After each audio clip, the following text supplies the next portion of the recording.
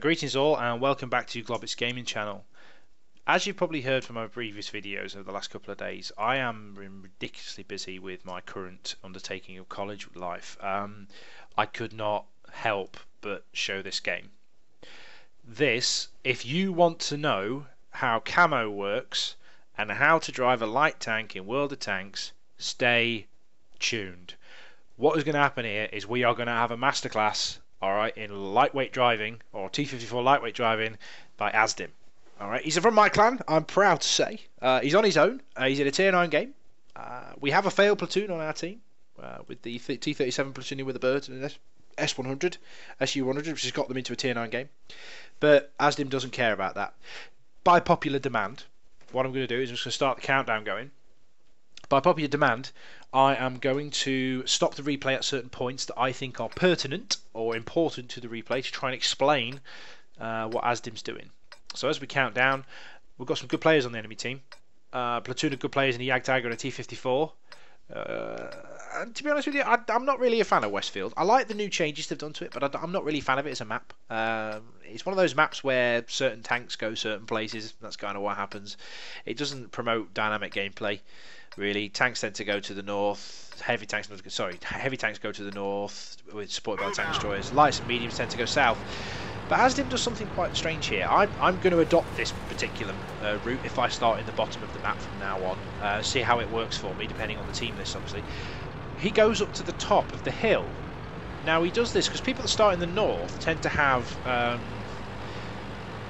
Well, I tend to find if I start in the south, should I say, that I have issues when I get along the J line, the K line, trying to advance up the 9-0 line, because people do what Asdim's doing. He's given me a prime example of how easy it is to basically defend the JK line from where he's going to be. So, standard issue deployment. Heavy tanks have gone to the town and the north. A couple of tank destroyers have gone with them, and all the lights and mediums, apart from Asdim, are basically starting to concentrate south. There is artillery in play. Two high tier artillery on the enemy team, the tier 9 and both tier 9 French and British artillery. Now, one point to note there, we're just going to stop this here. This is a perfect example. I'm just going to scan the camera out a little bit. Did everybody see what his tracks did there? This tank is very, very easy to actually power slide. Keep this in mind when the new patches come in, when the physics come in. This tank has a very slippery way of turning. You'll see that in a couple of examples. It actually kind of works to Asdim's. It doesn't work for him later on. He kind of gets into a bit of bother. So what he's going to do here is he's taking shots at this Indian Panzer, the Panther, and the T37, counteracting what the enemy are doing in the early stages. He's got to pay attention though to that AMX 1390 and this SU-12244. So he's going to line up a few shots, which is fine. Lines up his shots, shoots at the Indian Panzer, takes a chunk out of him. That's good. Let's do it again. The reticle is green. We can't, for some reason, or we can now, but earlier we couldn't see the tank outline. But they knew that the reticle, the crosshair, was green. This will happen. This is a penetration indicator.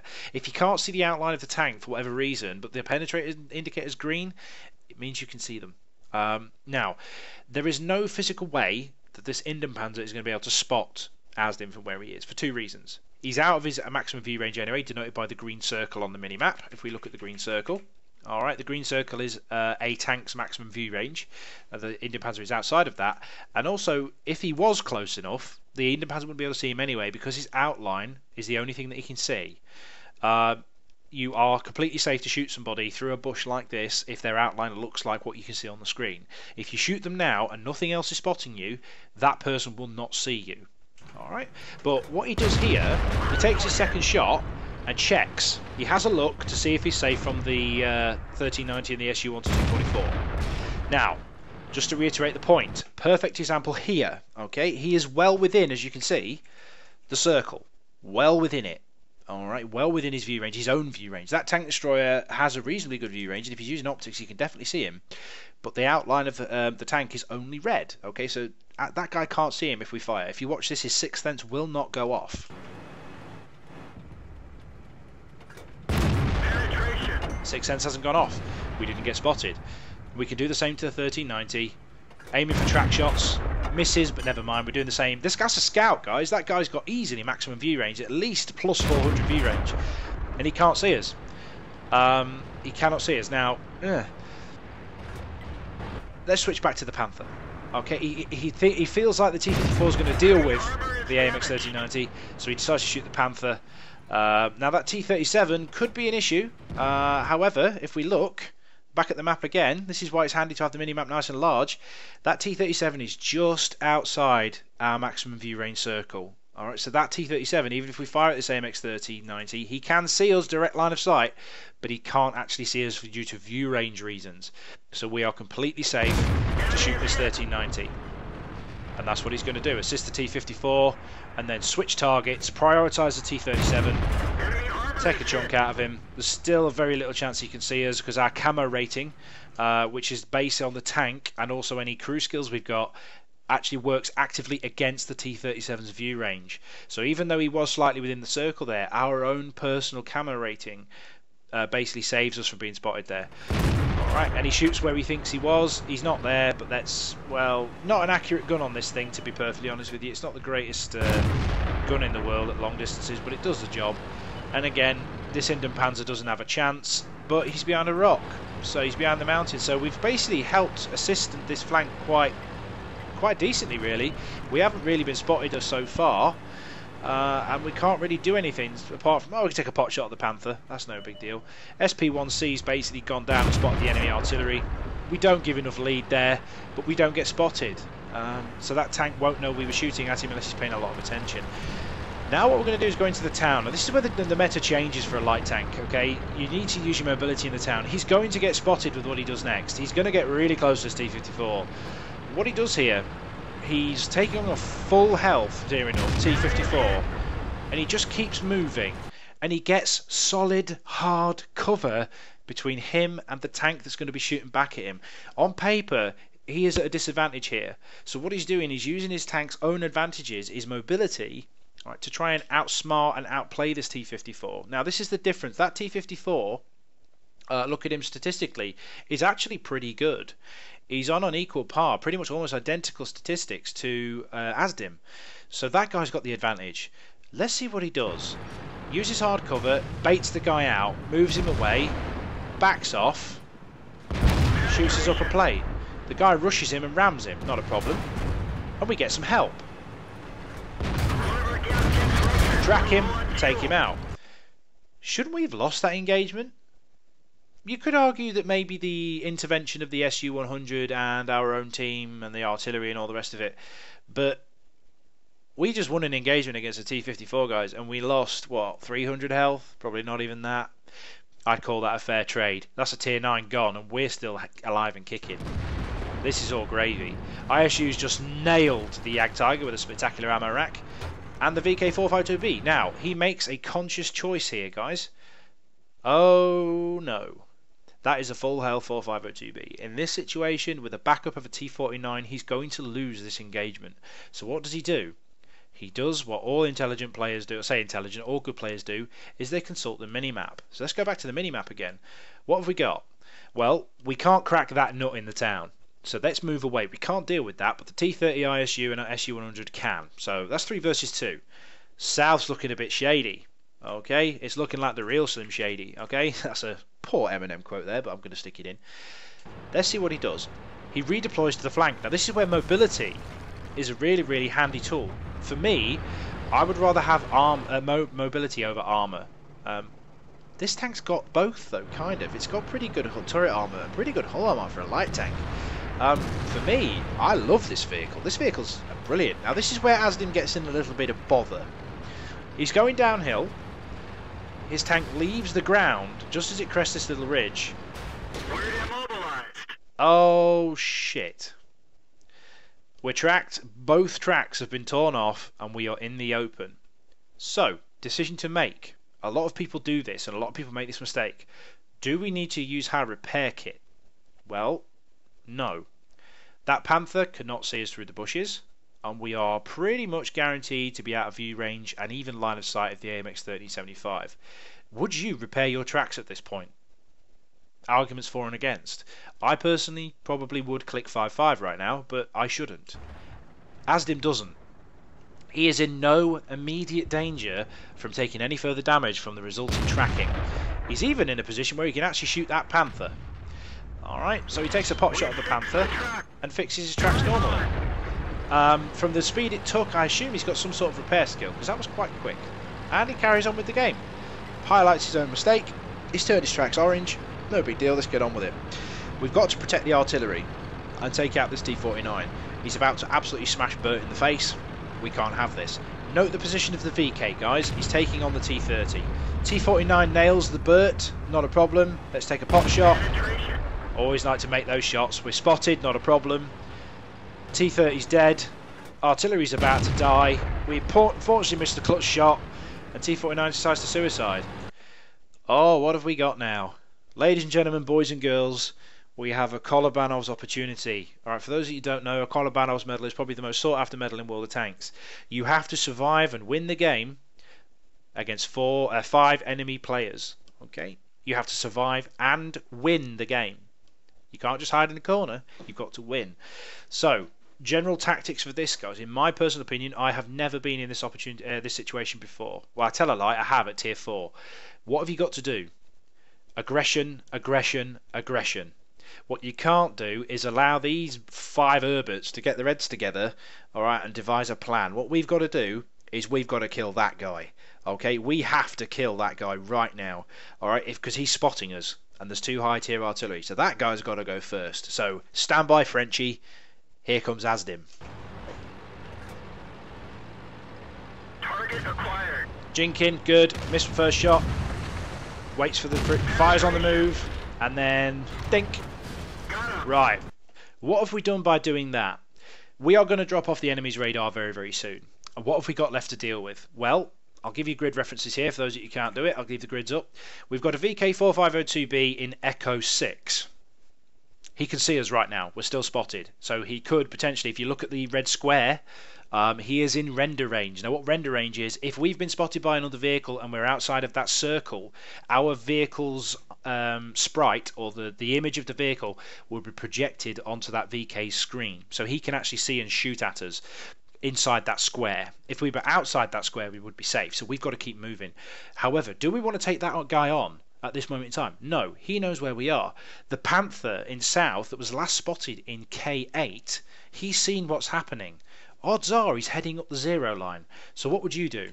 Well, I would personally head for the Panther, because if we look at my XVM, the Panther is lower tier. He's on a lot higher health. But what we don't want to happen is the Panther to get into a position to spot us and let the VK kick our ass. So what we're going to do, we're going to go and see about killing the Panther, which seems like a good idea.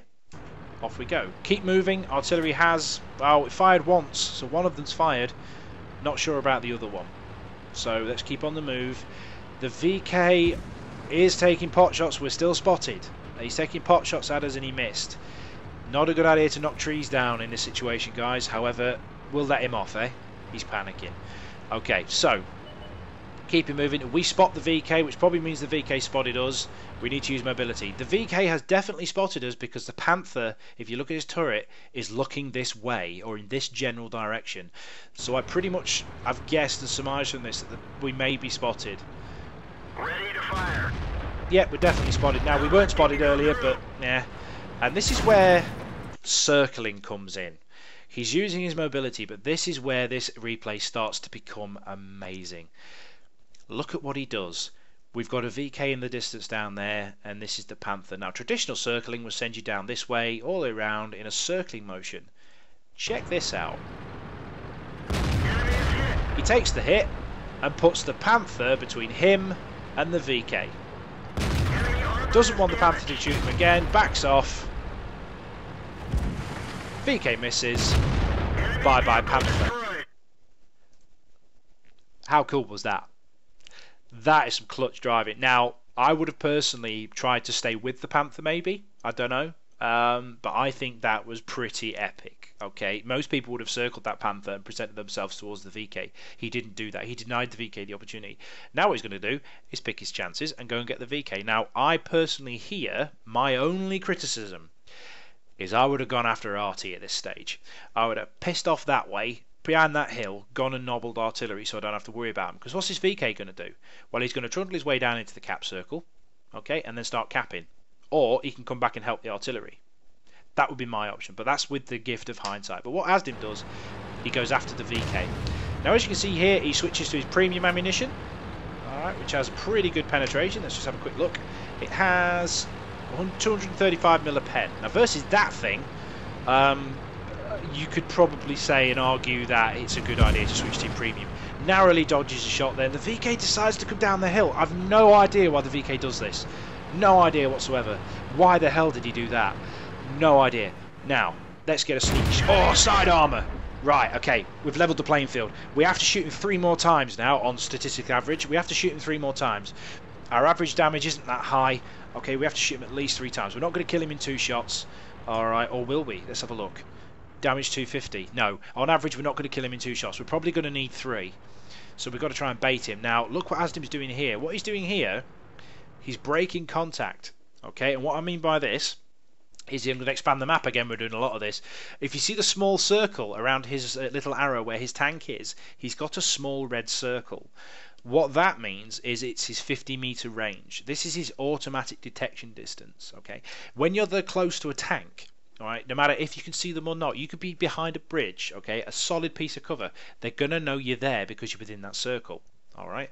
Now what he's done is reversed away from that circle so that he drops off the VK's screen, so the VK can't see him. He gets it a little bit wrong though. Alright, he doesn't allow for the fact that some of these bushes in the game, which really get on my tits, I've actually got little holes in them. He thinks he's dropped off the radar, and unfortunately VK can still see him. However, he's fired. He's got a very long reload. Let's start circling. Stand by for a masterclass of circling. The VK doesn't exactly do himself any favours. This is just oh my word. Why can I never get players like this, VK players like this? Enemy vehicle destroyed. Okay, for all you heavy tank drivers out there, what do you do in that situation? You turn your hull in the same direction as your turret. So then what you can do is you can multiply your turret and your hull traverse speed to outsmart, not necessarily outsmart, but out-traverse the light tank. Now, could he have done that? We'll never know. Okay, if you want to go in a training room with a VK and do that as a T54 lightweight, try it. But also, other things you can do, back yourself into a wall. Okay, what the VK could have done was backed himself up, put his arse against the bridge, so then Asdim can't go all the way around him. But it is what it is. Never mind. Let's get back to the game, because all we've got to do now is go scumbag hunting, one of which is just fired. So what do? We look like we're going down this valley. Okay, so what we can do here is we need to make them think that we're coming this way. So deception, what we're doing is we're knocking trees over. Look at it, look at, I'm coming this way. Look at me, check your screens out. Clickers, come on, check them out. Now, view range of artillery isn't fantastic. Camo rating of T54 lightweight is. So what we do is we take a bit of high ground, use our circles on the minimap, and have a bit of a look-see. We know where they were last spotted. Let's see if we can see them from maximum distance, because they won't be able to see us. Okay, can't see them. The cap circle's not flat in this area anymore. I noticed this just on doing this video. This area used to be flat. It's got a hill on it now. Well, a slight gradient. So we're in low ground. We're in what we used to call in the army dead ground. They cannot see us from their position. So what we're going to do is try and spot their last known position from as far a distance as possible. So keep things in between us and them. Drive up the hill a little bit and try and spot them. Oh, happy days. Okay, what we need to assess now is whether these guys have spotted us. Well, we have Sixth Sense. If you haven't got Sixth Sense, then look at whether or not they turn towards you. Let's just have a check. Hang on. That guy knows he's been spotted. If you can see that, I can't really zoom in very well. Let me just zoom in a little bit. This guy, this FV3805, knows he's been seen. He's driving away, but what he's not doing is pointing his gun towards us. So if you haven't got Sixth Sense, that's a good indicator that they haven't seen you. Coupled with the fact that RTF shit view range, I think we're home clear, right? If we fire though, we're definitely going to get spotted. He's definitely going to see us. So what do? Well, let's exploit the game mechanics. What we're going to do here then is not fire. Do not fire.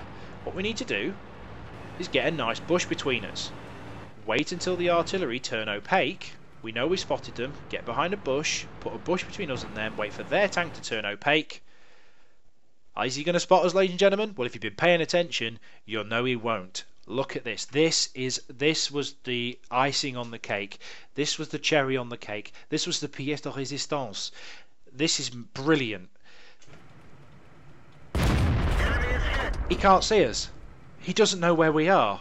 He knows from the direction which the shot's coming from, and he knows he's been spotted. Gotcha. But we've not been spotted. So what we need to do now is respot that sneaky Frenchie. Can we rinse and repeat? Unfortunately not, because you saw the Frenchie running to the side. He's in the bushes. Let's use the bush in front. No, still can't spot him. He's definitely in cover, and then beep! Sixth sense goes off. Hang about. We've definitely been spotted now. Don't hang around. Solid cover, solid cover, solid cover. Turn your tank around. Why? Because we're going to drive away. What we're going to do is you're going to count to 10. Wait till he drops off your screen, like what just happened there, which means you've dropped off his screen. So he's got to reacquire you. Well, let's keep this house between us and him for as far as we can and approach from a different angle. Think about it logically. Use the bushes, do not knock any trees over, and come at him from a different angle. So, I'm going to speed up the replay very slightly now. He knows we're up here, so what we're going to do, keeping it as far away from as we can, keeping as much solid cover and dead ground between us and him, let's go round the back. Let's go the opposite way. If you're in the artillery now, you are literally soiling yourself. You're thinking, oh my god, oh my god, oh my god, where's he going to come from? You only get one shot, and you need to be facing the right way. Which, of course, he isn't. Where's he looking? Last known location. We just outplayed this guy. Outsmarted him. So off you go, Asdim. Drum roll, please. Go claim your medal, boy. Ready to fire. Enemy armor is hit.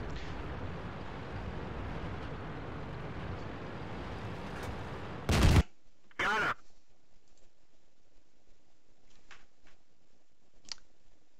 Don't really need to say anything else, do I?